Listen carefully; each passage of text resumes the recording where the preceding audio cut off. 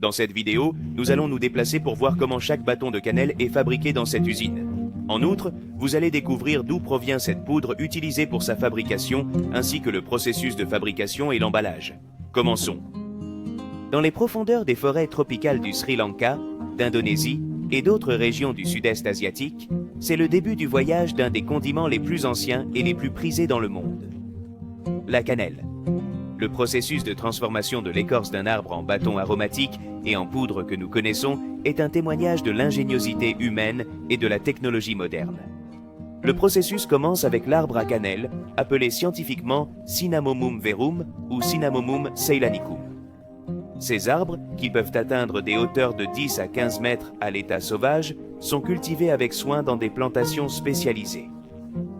Les agriculteurs, qui sont des experts, savent que la clé pour obtenir une cannelle de haute qualité réside dans le soin méticuleux apporté à ces arbres dès leur plantation.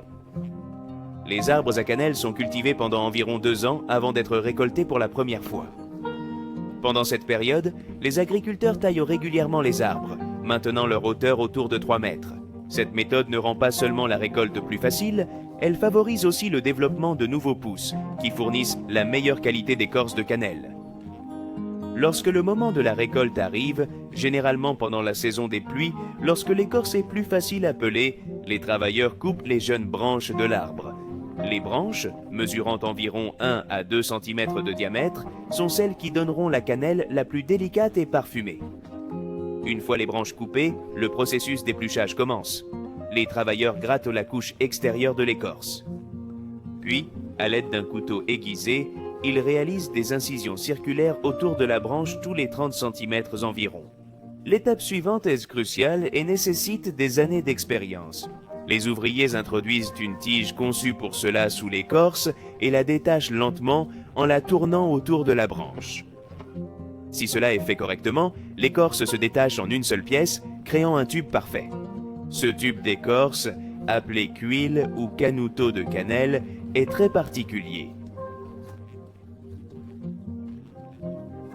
Une fois pelés, les tubes d'écorce sont exposés au soleil pour sécher pendant plusieurs heures. Ce processus initial de séchage permet à l'écorce de commencer à s'enrouler naturellement sur elle-même, formant les bâtons de cannelle caractéristiques. Une fois que les tubes ont subi ce séchage initial, ils sont transportés à l'usine pour poursuivre le processus de production. À leur arrivée à l'usine, les tubes de cannelle sont placés dans de grandes chambres de séchage. Ces chambres contrôlent la température et l'humidité, permettant un séchage lent et uniforme qui peut durer jusqu'à 1 semaine. Ce processus vise à développer la couleur brune caractéristique de la cannelle et à concentrer encore plus ses huiles essentielles. Pendant le séchage, les tubes d'écorce continuent de s'enrouler sur eux-mêmes, formant plusieurs couches. Une fois le séchage terminé, les bâtons de cannelle passent par une inspection. À ce stade, les bâtons les plus longs et uniformes sont destinés à la vente comme cannelle en branche, tandis que les morceaux plus petits ou irréguliers sont réservés pour être moulus en poudre de cannelle. Les bâtons de cannelle qui seront vendus en gros passent par une étape de finition finale. Les travailleurs coupent les extrémités pour leur donner une apparence totalement uniforme et éliminent tout morceau lâche ou irrégulier. Puis, les bâtons sont polis délicatement pour accentuer leur couleur et leur brillance naturelle.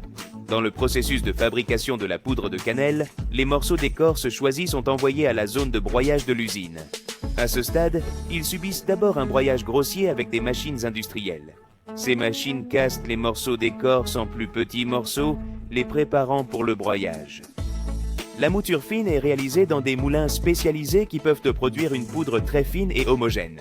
Pendant ce processus, la température est contrôlée pour éviter que la chaleur générée par la friction n'affecte le goût et l'arôme de la cannelle. Certains fabricants utilisent des techniques de broyage cryogénique, refroidissant la cannelle avec de l'azote liquide avant de la moudre pour préserver au maximum ses huiles essentielles. La poudre qui en résulte est filtrée à travers des tamis de tailles variées afin d'assurer une texture homogène. Les particules qui ne respectent pas les critères de finesse sont renvoyées au processus de mouture. La cannelle, qu'elle soit en bâton ou en poudre, est soumise à des contrôles de qualité stricts avant d'être emballée. Des analyses en laboratoire sont réalisées pour s'assurer de la pureté, du taux d'humidité et de la concentration en huile essentielle. Lors de l'emballage de la cannelle en bâton, les bâtons sont soigneusement regroupés en paquets de poids spécifiques. Ils sont souvent enveloppés dans du plastique transparent pour les protéger et montrer leur qualité. La cannelle en poudre est conditionnée dans des récipients hermétiques, allant de petits flacons en verre à des sacs sous vide pour la vente en vrac. Quel processus aimeriez-vous découvrir? Nous examinerons toutes vos suggestions pour expliquer le processus de fabrication des commentaires. Si la vidéo vous a plu, n'oubliez pas de mettre un pouce en l'air, de vous abonner et d'activer la cloche. N'oubliez pas de partager la vidéo avec vos amis. Qu'avez-vous trouvé le plus intéressant dans le processus de fabrication de la cannelle? Ça vous a plu? Vous saviez pour ce processus de fabrication? Vous en mangez souvent? C'est fini pour aujourd'hui. Nous espérons que cette vidéo sur la fabrication de la cannelle vous a appris des choses. Si vous avez des interrogations ou voulez partager vos savoirs sur ce sujet, n'hésitez pas à écrire vos commentaires.